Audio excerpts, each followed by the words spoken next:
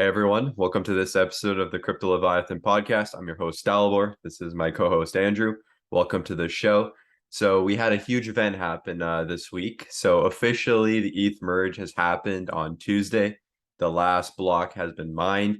Now they fully transitioned to Ethereum proof of stake. And the impact is starting to slowly show in like the Ethereum price. It continues to trend lower. And yeah, we'll see how it goes, Andrew. What are your thoughts on the entire Ethereum proof of stake merge, the event that happened? Well, I think the price of Ethereum is going to keep dropping. It's already dropped, 5% today and dropped 15% over the past 5 days. We're hovering around 1850 Canadian right now, down from what was right before the merge. The merge happened, what, 4 or 5 days ago? Yeah, It dropped down from about 2150. So it's what, a $300 drop. I think it's going to continue to drop. But aside from that, how's it affecting miners?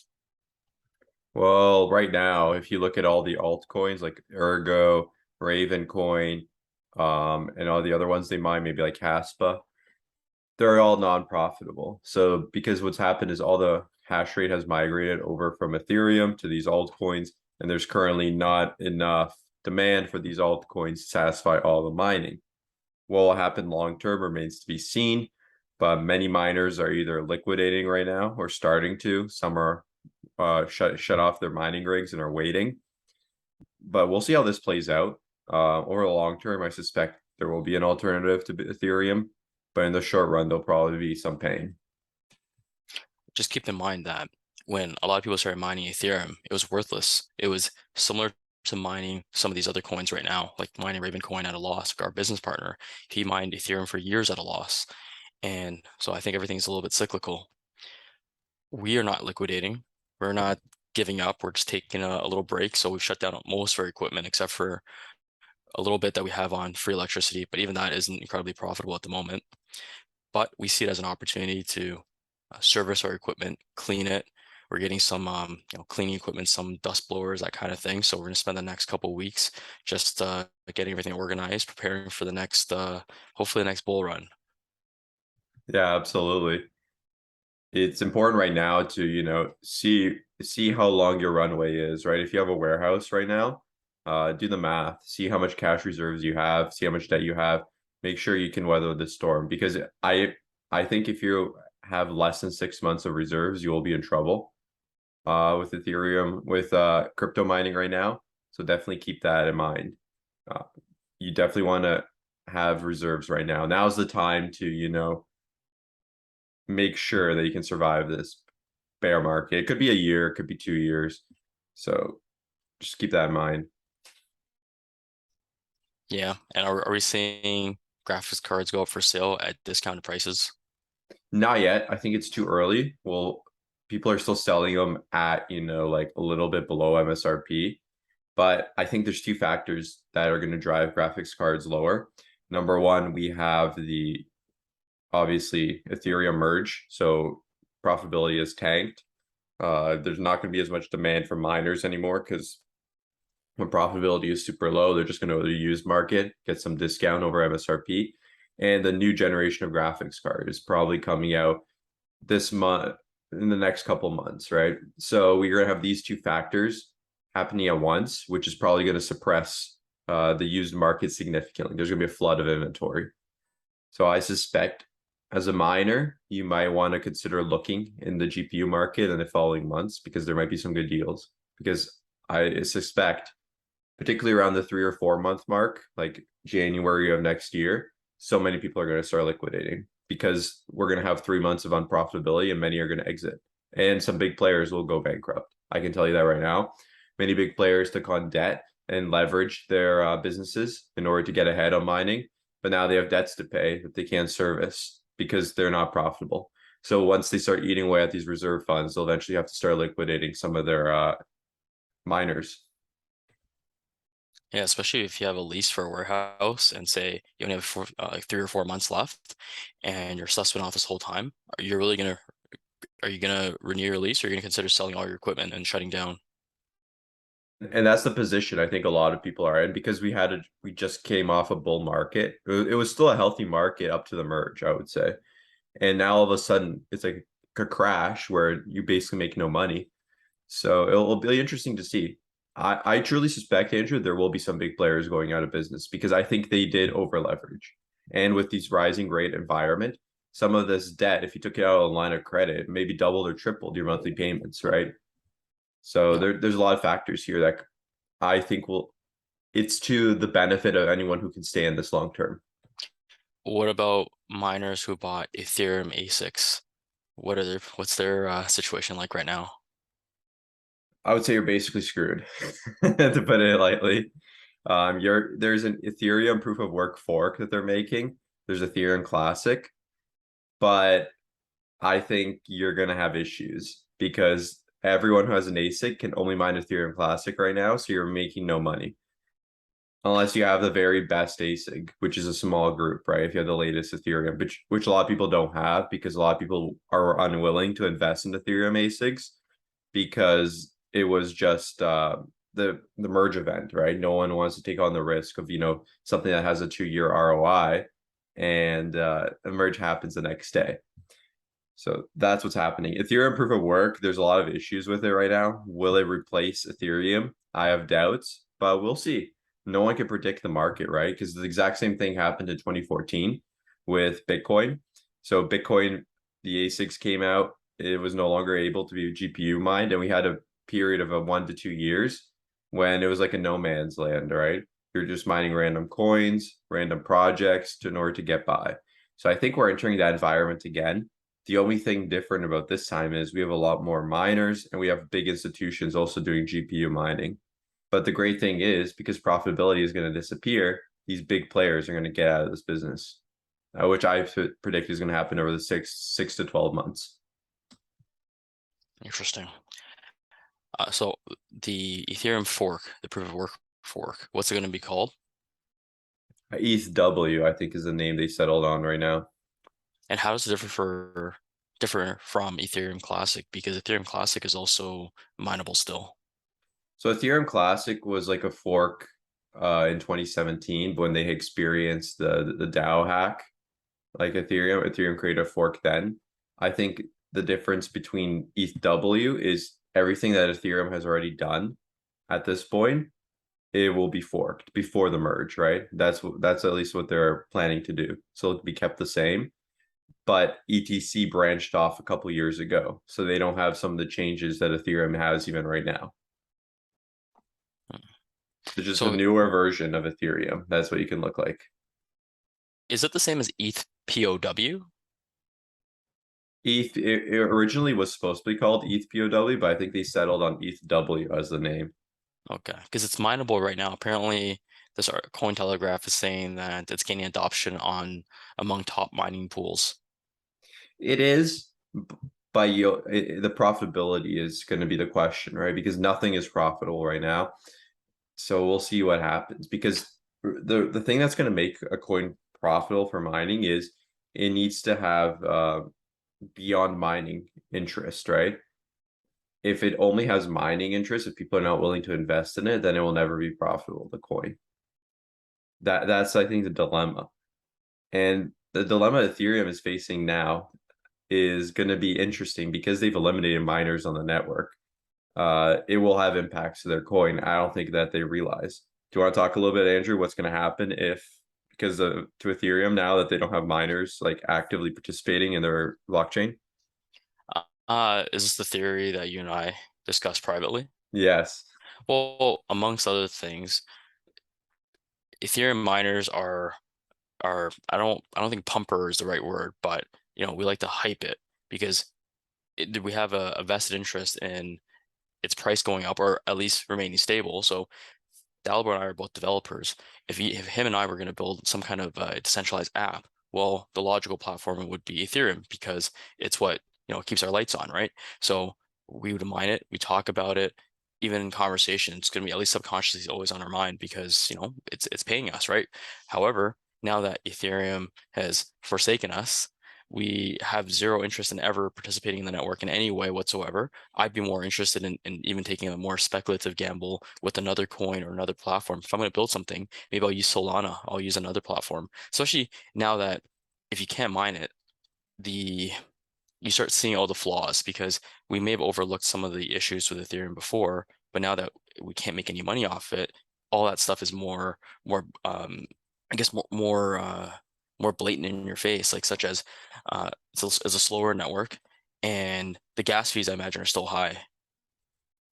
So wasn't that one of the things that they were trying to fix with the last what was it? What was it? EIP 1559, yeah, that was the goal, to fix to lower gas fees, fees, but it didn't fix it. and has proof of work fixed it? No, So what is the advantage of this coin now? it's more environmentally friendly. But I'm also going to debunk that right now because that argument is being used that Ethereum has, contributed helping the environment. No, it hasn't. I'm going to tell you why right now. All those validator nodes that we're talking about that are hosting the proof of stake consensus algorithm, they're all running on AWS servers.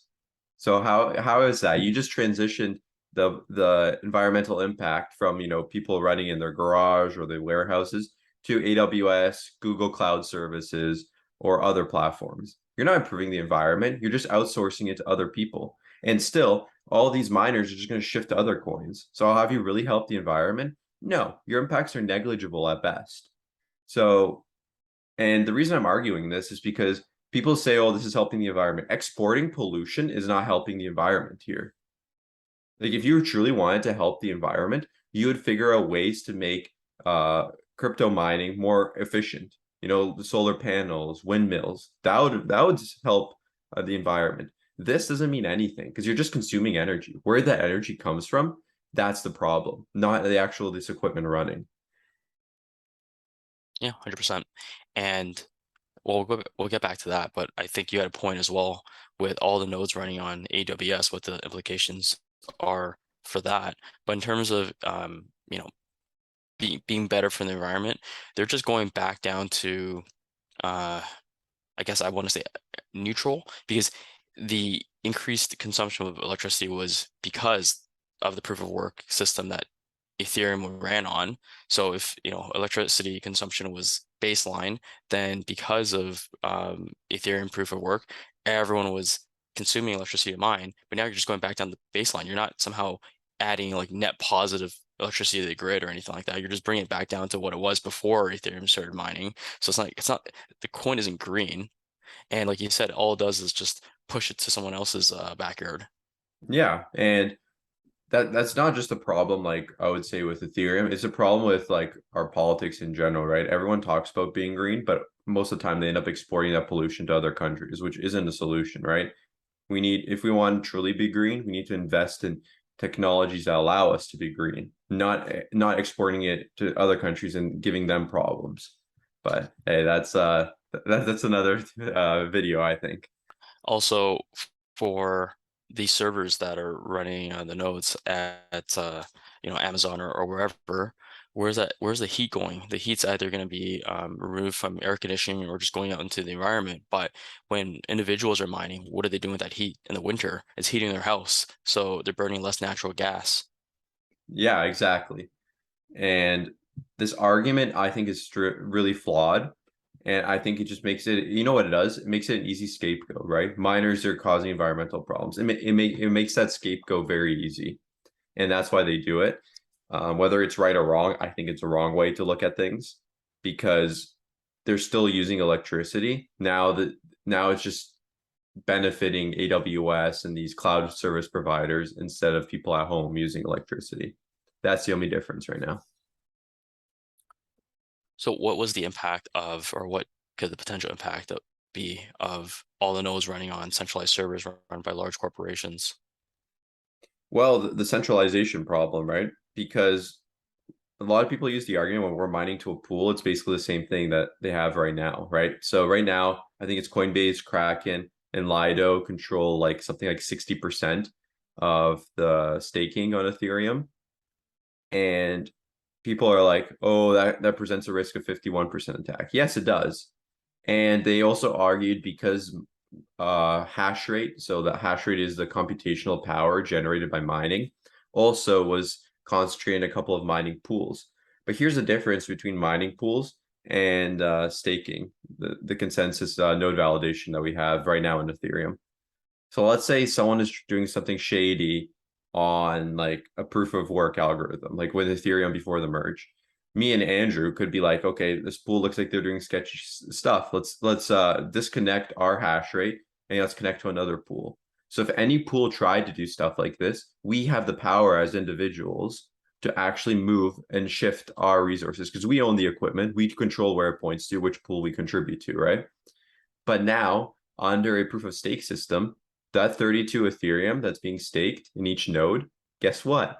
They control that money. You've given them a deposit. They've created that node, right? So it's theirs. They can decide what they're doing with your money. You don't have any control, any input on what they actually do with their network. We can keep them in check through proof of work. We can't keep them in check through proof of stake. Does that make sense to you, Andrew? Yeah. So for sure, I think the centralization of the nodes is definitely an issue, and it's definitely counter to the original intent of blockchain and cryptocurrencies. Do you think whoever created Bitcoin wanted that to happen when they first envisioned blockchain and crypto for it to be then eventually just centralized again into large corporations that the government has control over? I don't think so. I think the founders of Bitcoin wanted to keep it decentralized. I think the mistake they made with Bitcoin specifically was that they didn't plan for ASICs. They didn't take that into account. Um, that's the major flaw with Bitcoin, in my opinion, because right now we have centralization of hash power in these large companies because they can get discounted electricity and the mining equipment kind of needed to mine Bitcoin presents like a barrier of entry for all of us here. So I don't think so. But there's also another thing I wanted to touch on with Ethereum. Do you know, Andrew, you know on Chia right now, you can add one additional plot to scale up slowly over time. With Ethereum, you can't do that. Each node is limited to 32 Ethereum. So you can only have 32, no more, no less. What does that mean? You have to set up a new server every time you want to stake an additional 32 Ethereum. So what problem do you foresee with that, Andrew? You're still going to be using tons of resources. So the environmental impact is going to be higher, right? As more and more coins are staked. I'm a little confused as to what that means. So you're saying like one physical server can only hold 132 So yeah, Ethereum stake? so each validator node that you set up you can only stake 32 Ethereum, no more, no less. If you want to stake more, you have to create another node and also stake 32 Ethereum. So you're using duplicate resources now to actually be able to, scale like your staking portfolio.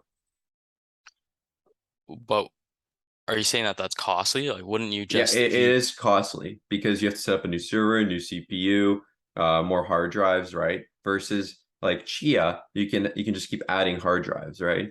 So you're using more oh, resources. So again, it's not energy efficient. oh, I see. What is the limitation? Like, why can't one system, like say we had like one of our Chia machines, why if you had something like that for an Ethereum node, what is the technical limitation stopping you from having two separate nodes on one machine? I think it's so the way it would function is it basically runs on as one unit, right? On the CPU, on the hard drive. So if you try to do another one, you're going to have concurrency issues. So you're going to have to set up on another node. That way you can actually run them in parallel. Because if you have one machine okay, let me break this down this way. You have cloud computing, right? So if you set up one resource, one server on this one, let's say one server has 32 Ethereum staked and it's running. If you try to add another one, the way that Ethereum works is you're not going to have two addresses that you can use, right? Because you have to send the 32 Ethereum to the address they provide. So if you try to send more, it won't work.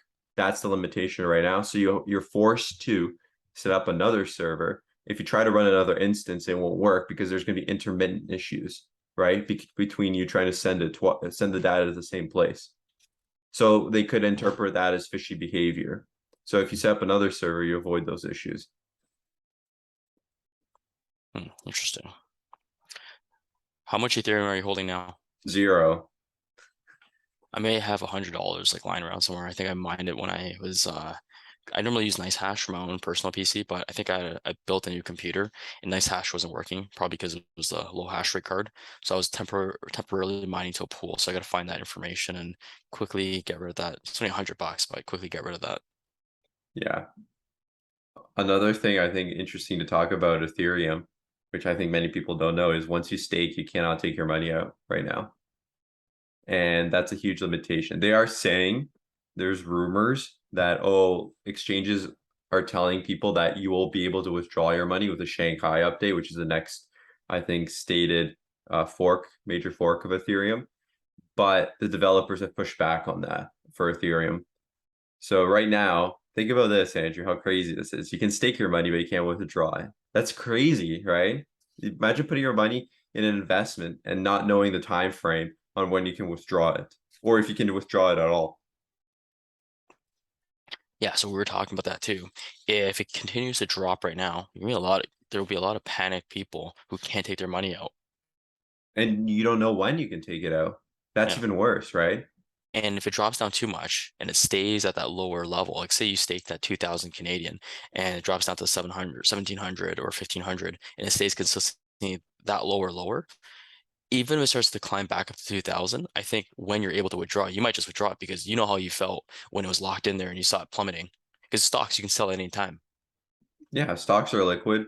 The thing is, if it does function like a GIC, so anyone in Canada who doesn't know, a GIC is like a guarantee, government insured commodity. Is that, I think that's what it's called, right, Andrew? Yeah, they have locked in, and I think you and I discussed maybe putting some of our reserves in a GIC, but one that has the ability to withdraw early. But the only penalty if you withdraw early is that you just don't get the gains, correct? Yes. But then that's a hedge because you're no worse off than you have had you just kept it in a savings account. But if say our equipment stays off longer, then it could potentially pay off. But here, um, yeah, there's a you get interest or whatever you call it on staking, but your GIC doesn't go below what it was worth. Here's hot. Exactly. Here's locked in like a GIC, but highly volatile. There is no benefit to having this because I'm trying to get you as an example. Imagine being for buying a stock and being told you can't sell it for a year and you can only sell at the 1 year mark and you have to decide on whether or not you continue. It makes no sense, right? You can't have a volatile asset and a percentage return because no one's going to want to invest in it because it fluctuates so much. I want to be able to sell whenever I want to, right? Not being able to force periods of selling.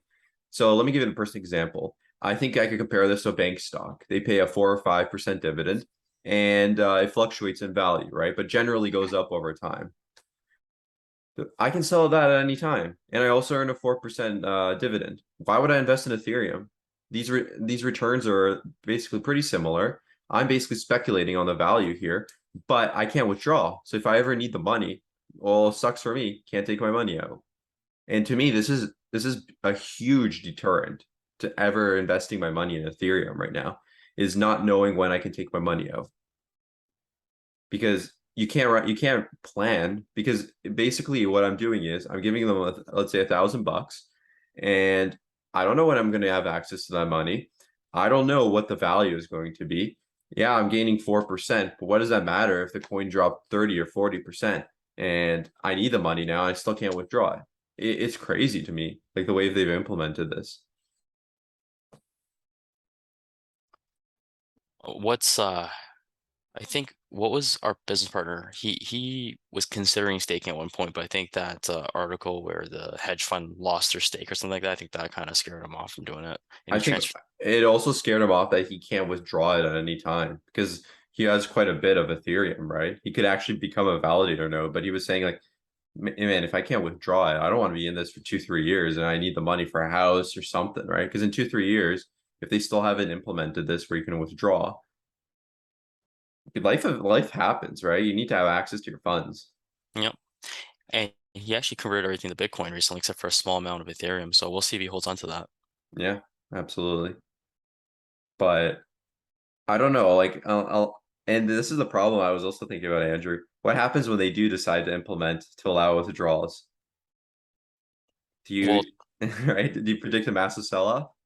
depends on how well. Well, depends on, do we have the stats on what the majority of people, or when the majority of people started staking?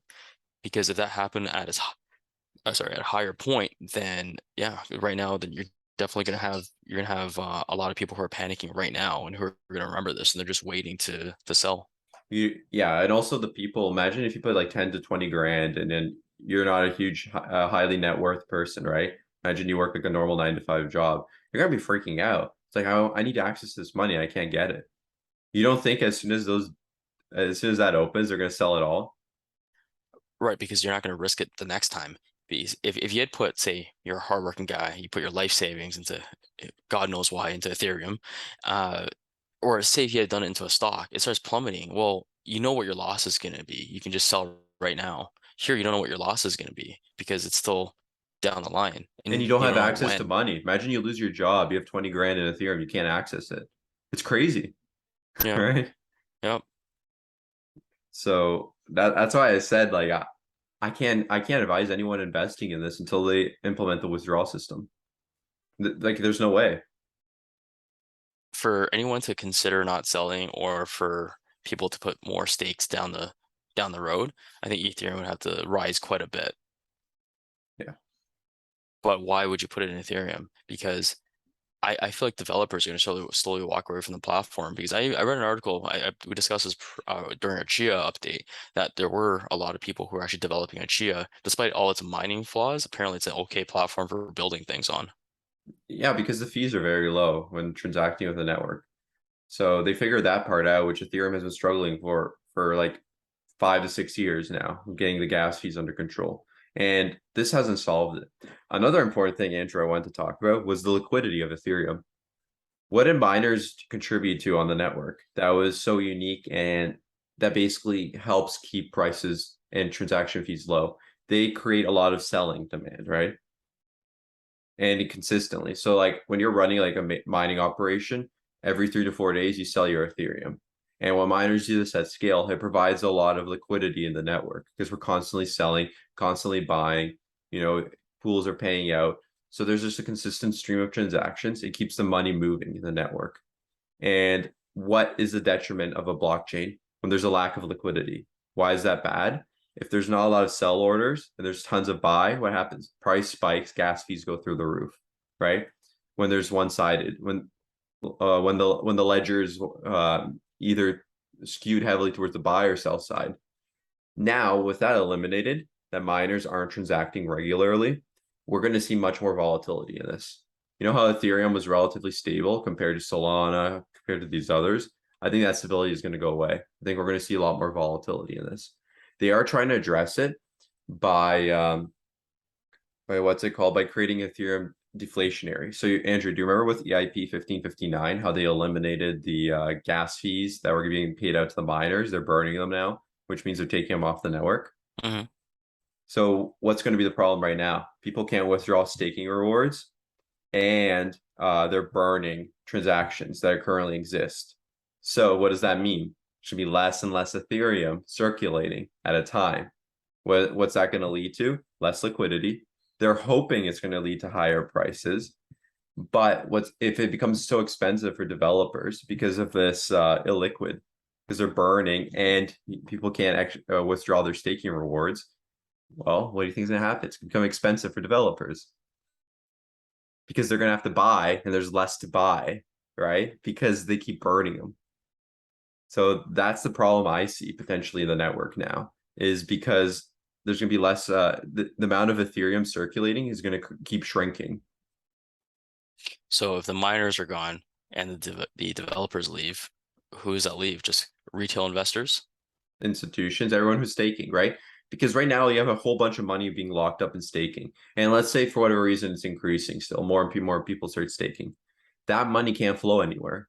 It's stuck. They can't take it out, right? They can't transact with it because it's staking.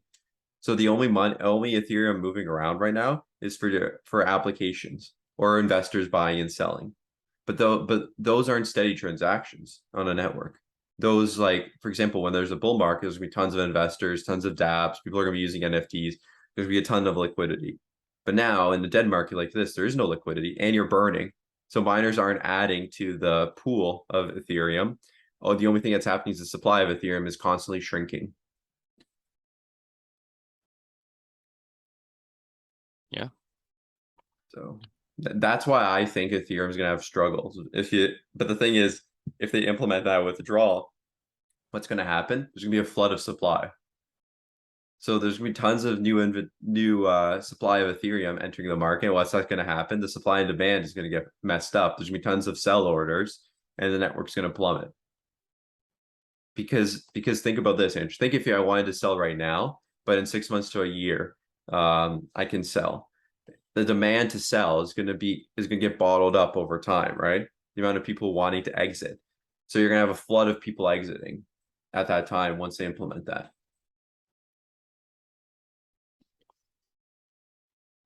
I think that a lot of people are gonna slowly see that Ethereum is no good, and they're gonna slowly shift off to something else. I think that right now it's a bear market overall, but when things start to pick up and there's more, decentralized apps, interest in NFT games and NFTs, I think that's when the next bull and mining bull market is gonna take place, and that's when we're gonna see everyone switch over to something. Could be Solana, could be something that doesn't even exist yet. And let's do another segment. I want to talk about like the way Ethereum has treated miners. Like you know how like when we started mining, they did AIP 1559. They always talk negatively about miners. We're supporting Ethereum. And now we've kicked off. We don't care about it. But all these people who are validators, who are developers, you don't think you're going to be next? They're going to start targeting you guys next. If you're not on the vision of what Ethereum is, or if they're unhappy with you in some way, they're going to be very vindictive. So don't expect that Ethereum is going to help you out. All they're looking for is their own interests. So, like Andrew, would you say that they've been great towards the miners? They treated them like crap for the past year or two. Oh, what I didn't like is that you do EIP 5059, saying that the reason for it is to lower gas fees because the miners are the ones that have, because the miners, the fees are high. Then you put it in there and doesn't solve the problem. You screw over miners and you don't apologize or correct yourself. Yeah. And what they do now, they transition to the merge. Why they say, oh, we got rid of like Ethereum mining, it's more environmentally friendly. But all those people who supported the network for many years, who cares about them, go away. I'm like, all right, well, if that's how you want to treat your partners, that's fine. But I think these validators and the developers, they will feel that now because they're going to find something else to attack next. I don't know what it is, but they'll find it. We're already out of the picture. So for us, we're gone. They will find some other group to attack. I can guarantee you that. Who's next? Who's the next scapegoat? I think they're going to target the validators. You're going to see something's going to happen there. The developers, I think they're catering around institutions and developers, right? That's what they want to support. Everything else they don't care about. What would they blame the validators for? What would they say? I don't know yet, but they're going to see how Ethereum is going to treat them. They're not going to treat them well. That's all I can say. Why? Or, there might be a new consensus algorithm that comes out where let's say we don't need validators either, or something that happens. And then they're like, oh, let's get rid of them too. So they're going to feed. You don't know because proof of stake didn't exist a couple of years ago, right? It was relatively new. Mm-hmm. So I Yeah, think there'll be something we didn't fathom. So I think they could make up something else. We're like, oh, we don't even need, we could create our own governance board where we issue Ethereum and let's get rid of the validators, right? There's something like that could happen. We don't know. So all I know is you're good to Ethereum as long as Ethereum sees a purpose for you. If you are no longer in the future vision of Ethereum, they will get rid of you. And they have and they don't treat you with the respect, right? Because without miners, Ethereum wouldn't exist. And they really did a detriment to that community, which I think will have long-term ramifications for them. Yeah, I agree. The ETH POW or ETHW, is that do you think Vitalik has any involvement in there? Do you think he could possibly be hedging his bets here? I think he called it a scam or something, Okay. or one of the core developers of Ethereum. So you can see what their opinion on it is. Okay. All right. It has my full support. I'm just waiting for it to take off. I'm gonna take a look at it. I want to see like how what are its pros and cons, because if I do start building a DApp, it's definitely not gonna be uh on whatever this version of Ethereum is gonna be called. It's I guess Ethereum will be Ethereum, and then you still have Ethereum Classic, and then you have ETHW. Yeah, ETH proof of work, I think is what it's going to be called. So if I'm gonna build anything, I want to build something on ETH proof of work, not on Ethereum. Yeah, I guess another thing I'm going to add is why, because now they're a proof of stake coin, they're competing against other proof of stake coins like that are Solana, that are superior. Polkadot, Cardano. Yeah, Polkadot's superior to Ethereum in every way, in my opinion. So why would I use that network if I'm a developer now?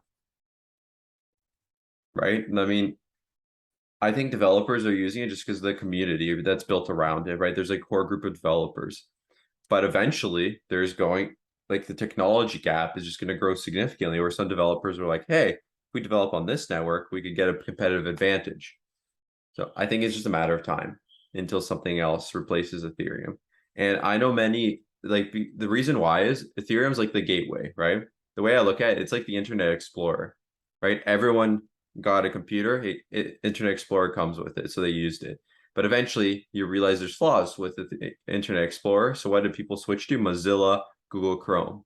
That's the same thing I'm thinking that's happening right now. You know, every developer is starting off with Ethereum because it's the most well documented. It offers the largest community. And then people are later realize, hey, there's these issues with Ethereum. Let's try out this network that solves them. So over time, I think that's going to filter through where Ethereum is going to become less relevant. But right now, it could dominate for the next couple of years before that happens. In your analogy, where is Bitcoin? Is Bitcoin just the brow is Bitcoin the operating system or the internet? Bitcoin is yeah, like the internet, I would say, right? Where it's always going to have some value. Whether or not it's going to keep skyrocketing, no one really knows. But I think it's different from this because Ethereum is kind of like a utility.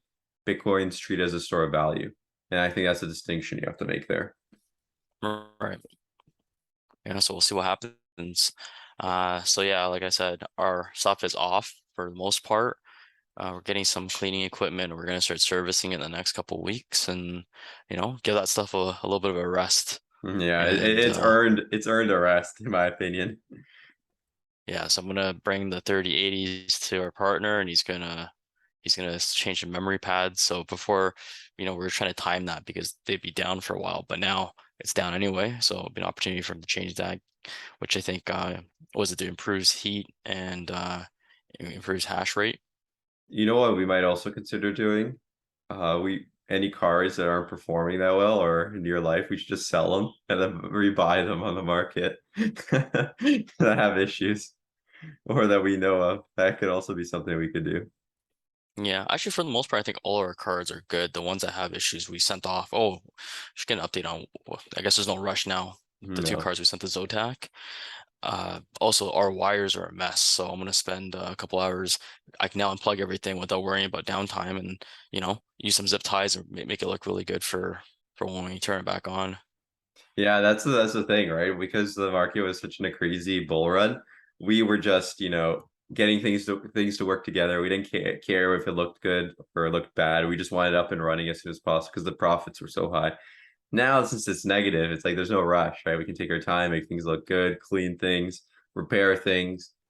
So, because the issue of downtime doesn't really apply anymore.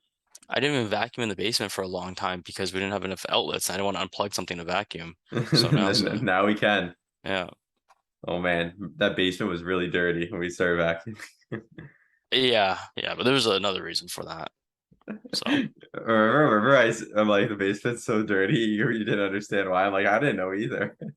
well, we found out why. It was because one of the vents was damaged and all the dryer lint was going into the basement. That's why. But remember, you were like puzzled why it was getting so dirty. Yeah. I'm trying to think what else.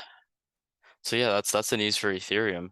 Uh, all the articles online are just pretty much just documenting the fact that Ethereum's dropped because of the merge, and some about how it's saving the environment or some nonsense.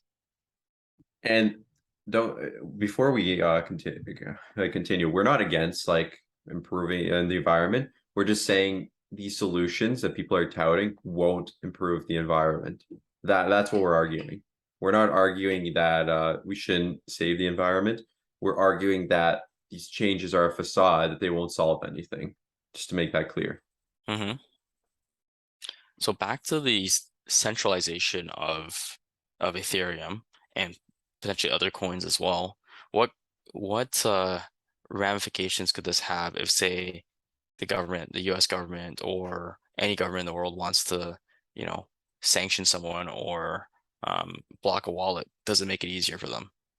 Of course it does, right? So if 60% of the validators are on AWS, let's say, and Coinbase, Lido, and Kraken, let's say for example, they're all US based companies. What do you think is going to happen if the US government's like, here's this list of wallets, we want you to shut them down or take all their money out? Who are they going to listen to? The government, of course, right? At the end of the day, these companies, Hmm. they have the power. They can send the IRS after you, audit you every year. There's so many things that they can do. So these governments don't want to get on their bad. These companies don't want to get on the government's bad side. The likelihood that they will comply is extremely high due to this. What we can do is to ensure this. If you don't want to be on the end result of this, I'm not advocating for this. If you're wanted by the United States, you probably have done some shady behavior, but you probably don't want to be using Ethereum going forward. You should probably look at other networks because of the centralization that's happened. And this privacy isn't only for criminals. There are people who legitimately just don't want to be tracked just because of the principle of it. Of course, but I'm saying if you end up on the sanctions list, that you probably have done something pretty wrong. That was my argument. But yeah, like some people just don't want transactions because we're increasingly moving towards a world where privacy is becoming more and more of a rarity, right? So that I think some people who are just conscious of that. That's why they like crypto because there's not necessarily a good mechanism of tracking people. Yeah, But makes sense. I think the worrying part for me is I don't know if you've seen, but the White House has passed some regulations that after the merge of Ethereum, which doesn't seem to be it doesn't seem like a coincidence to me, right? That they're going to treat Ethereum as an asset of some sort. So that's my concern is that Ethereum is increasing, like we did a video on this, increasingly becoming institutionalized. And once they start working more with the government, they will start introducing things that people necessarily don't want. And it's going to transition from being, an empowering tool to a tool that the government can use effectively. It's already happening. So anyone who's saying that this won't happen, it will 100% happen. It's a matter of time. Well, think That's about this. So, sorry, finish your thought. No, you can go ahead. I was saying, remember the trucker protests? Obviously, I don't know. I'm agnostic about that. That's debatable of the merits of that protest. But say it's something, I don't know, like the like a pro-choice movement protest or something, and say Trump comes into power and he's pro-life and you have a pro-choice protest, and people start donating on GoFundMe. Well, now the tables or I should say that the reins of power have gone to the other direction, and say Trump says to GoFundMe, I don't want you guys or people funding the pro-choice movement, and people then start donating on crypto. And so he starts freezing bank accounts. Now he starts freezing wallets, Ethereum wallets. And imagine you had, say, $10,000 in your Ethereum wallet, and that's frozen. And crypto is supposed to be designed in such a way that that could never happen. It's not supposed to be able to happen. Exactly. That violates one of the core tenets of cryptocurrency. And I suspect this will happen. And it might not happen immediately, but it will happen. The press, and also think about this, the precedent has kind of been established, right? With Tornado Cash, where they went after that developer who designed it. He didn't actually participate in the criminal activity, but he just created a dApp on Ethereum that allowed you to, send send money to and from through their dApp and to a wallet, and no one would know where that money came from. Yeah. So I've thought about that as well. You and I discussed this, but just back to the freezing of accounts and wallets. Some people say, "Oh, well, if you're doing that against bad people, that's fine." But the definition of who's bad or who's who should be sanctioned or who should whatever, that changes based on who's in power. And your views that could be perfectly legitimate in your mind and maybe in my mind could be unacceptable to somebody else. But also that changes over time too, right? Like a view that most people had like 5 to 10 years ago might become unacceptable now.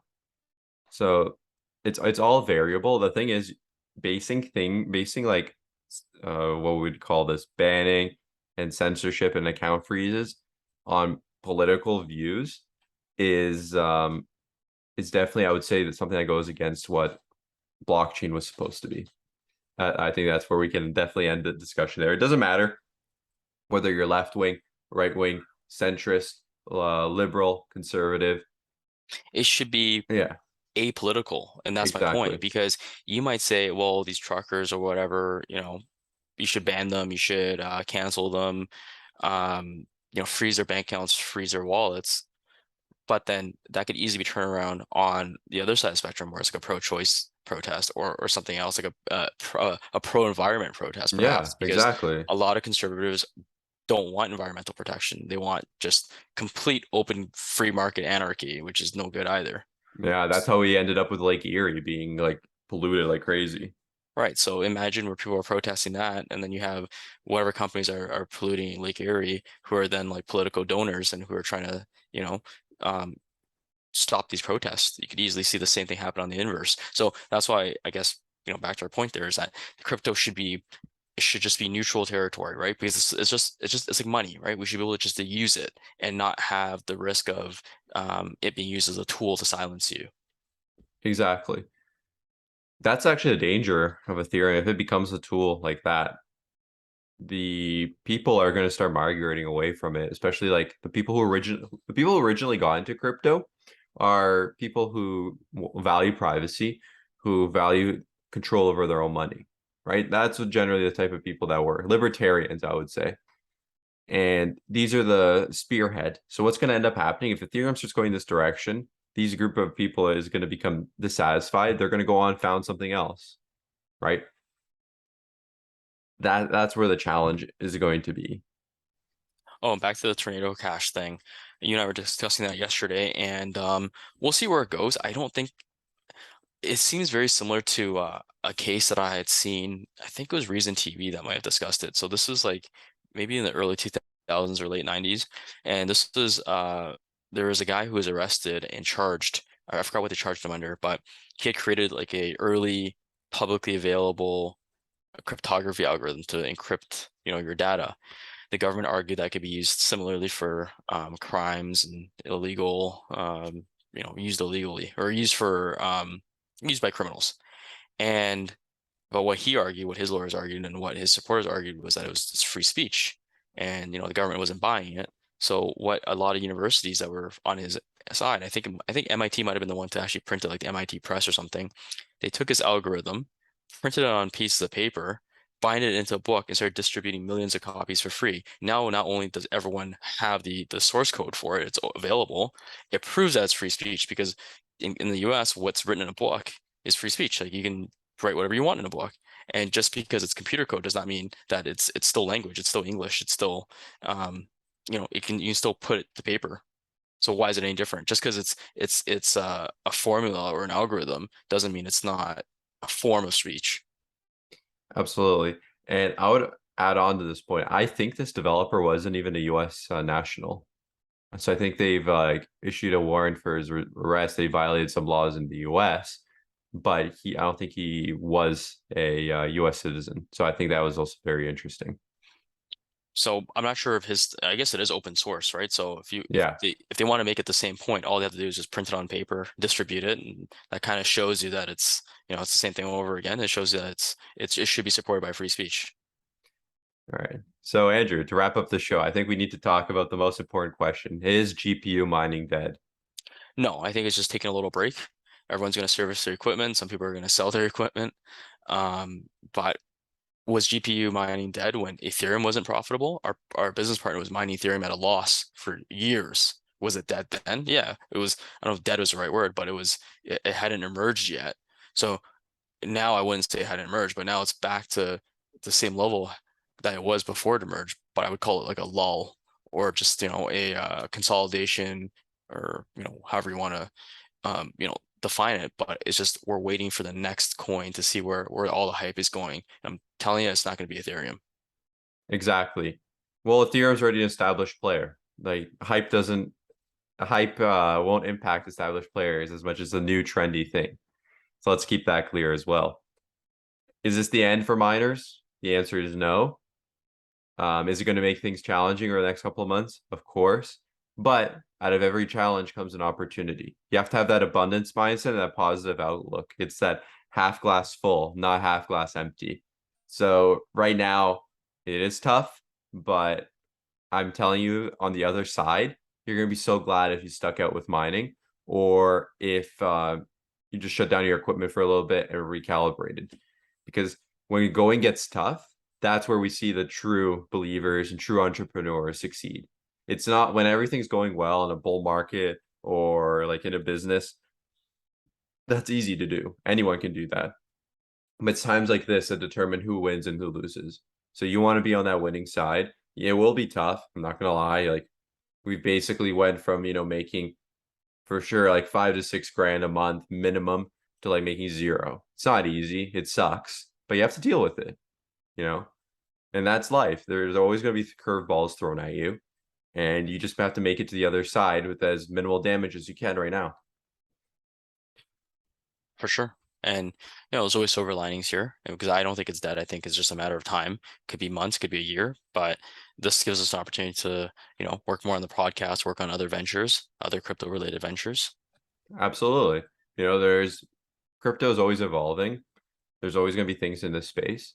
Just because mining is down right now, I would say it's mining depression. This is like the worst case scenario for mining, right? Nothing is profitable. There's no mainstream coin. This is the worst case. It can't get any worse than this. We're at rock bottom right now. But mind you, it's also like a crypto winter overall.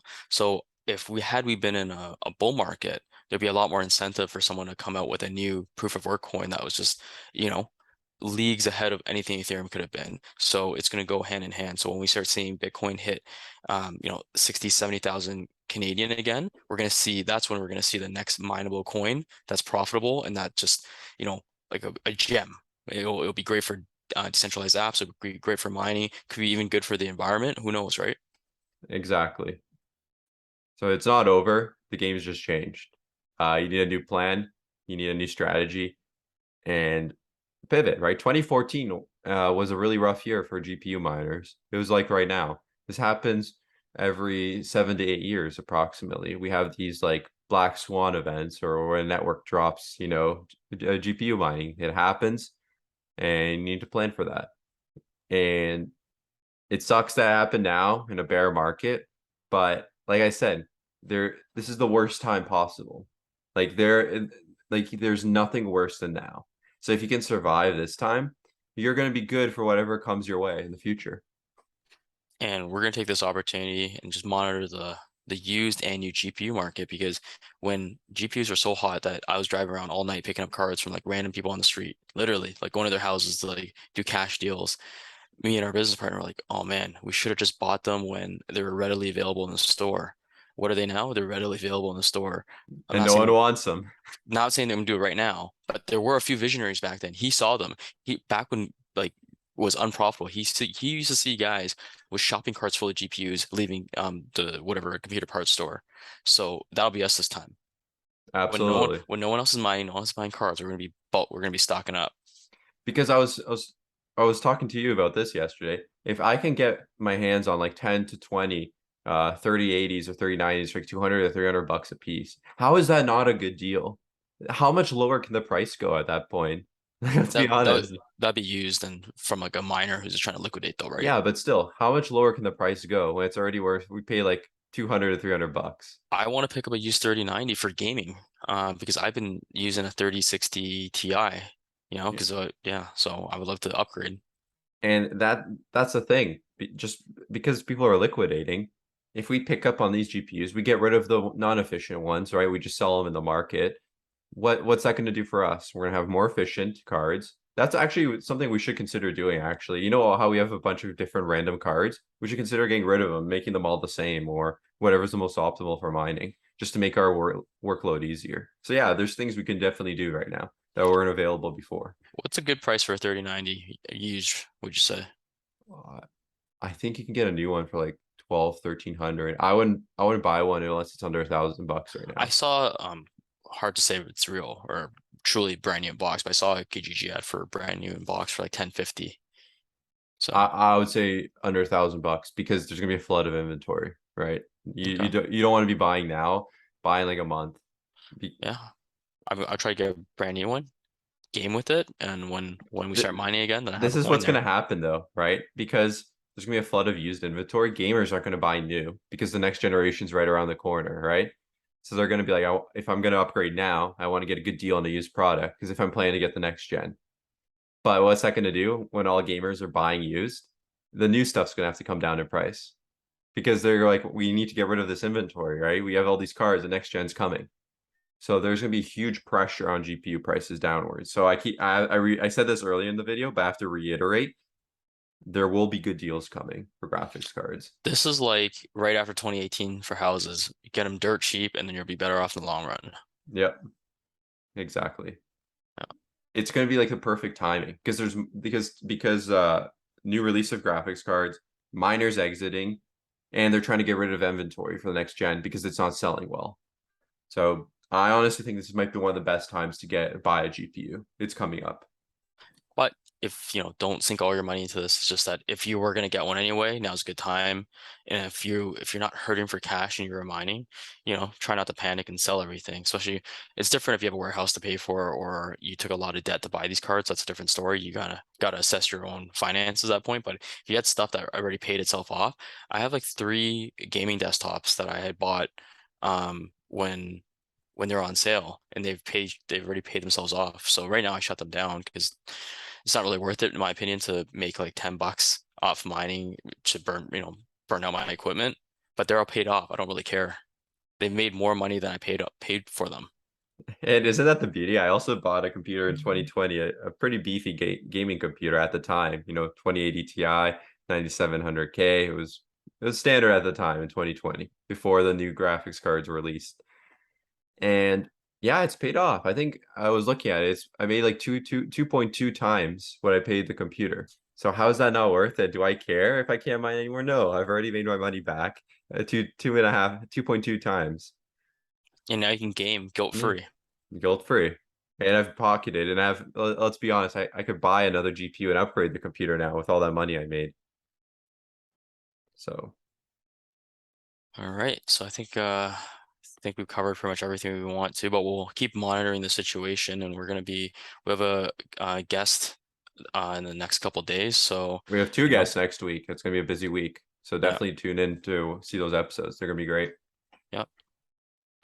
One of them's going to be about trading carbon emissions, and another one's going to be about lending in the crypto space. So definitely check them out. They're going to be great shows. Yeah, and we definitely want to pick their brain on what they think about the merge and the future of mining as well. I know that's not mining isn't necessarily their expertise, but we'll see what they think. Absolutely. See you guys next time.